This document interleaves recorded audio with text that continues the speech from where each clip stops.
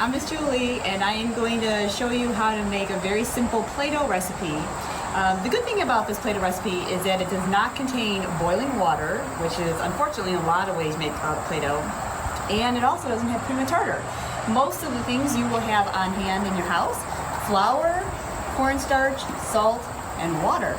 And if you want food coloring or something to make the Play-Doh extra special, that as well.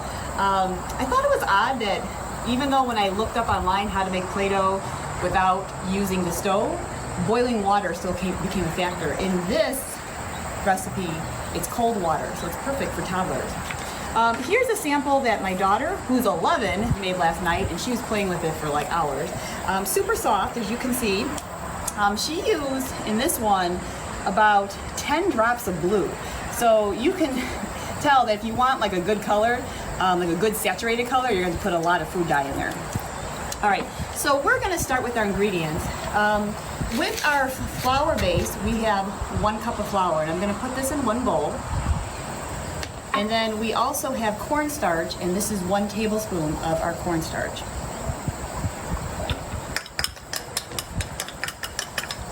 And I'm just going to give this a little stir. Okay, and leave that off to the side. In our other bowl, we have a 1/2 cup of cold water, and then a 1/2 cup of salt. So there's a lot of salt in here, which is fine as long as they don't eat it. All right, so let me move this over to the side. And I'm just gonna stir this. As I'm stirring this, this would be the time that you would add the food color. Again, this is an example of a yellow one, but if you wanted to make a good saturated color, use a lot. Like 10 drops made this color. So a couple other things that you can do, and I wouldn't add it at this point, but if you wanted to make white Play-Doh, we made this recipe when my daughter was back in 1st grade and Frozen was cool. We did a party for her, and they made Play-Doh, little 1st graders, and so we needed to make white so that we could make little Olafs. And we put iridescent glitter in there, and that was really cool to make white Play-Doh. So I'm just stirring the water and the salt. Now I'm just going to, because I decided to try something else, this is pumpkin pie spice. So this was obviously going to make a brown color, which again we used to make our Olaf so that we could have the sticks for the arms. I'm just going to sprinkle some in here, and the cool thing about this is it's going to give it a nice nutty flavor. I just dumped some in, so just kind of figure out what works well. Mine just dumped in there. And I'm just going to stir it in this because it's a dry ingredient. Actually, I put just a little bit more to make it more of a color. It's going to smell really good too. So I'm kind of eyeballing this. So this would be depending on what color you want. All right, so I'm just going to stir this up again one more time because I think it's settled. And at this point, you start adding a little bit of flour at a time and stir.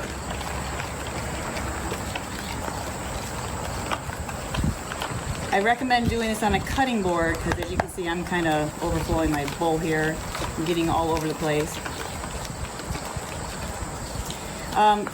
We are also outside, and this is a great project to do outside, again, because if it gets a little messy with the flour.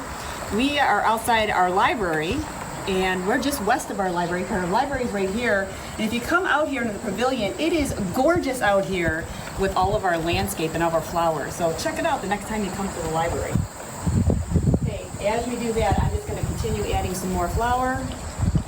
Eventually it's going to be all, but I'm just doing this in stages, makes it a little easier. This is a nice recipe because toddlers can do this.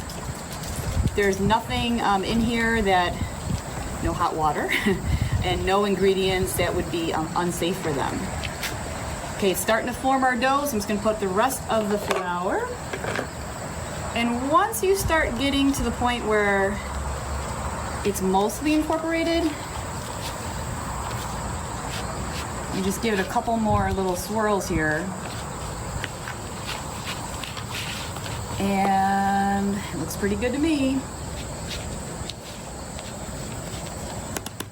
You kind of like start mixing with your hands, incorporate, squish it in there. Again, this is great for toddlers. And let's see. I'm just gonna dump it here. All right. When you mix it, you want to knead it. You want to tell the kids how to knead it. So you take it. You can see I made a mess from before. You take it and you fold it and you press. Fold and press. All the bakers out there know how to do this when you make dough. So we're just going to knead this for a little bit. It becomes super soft.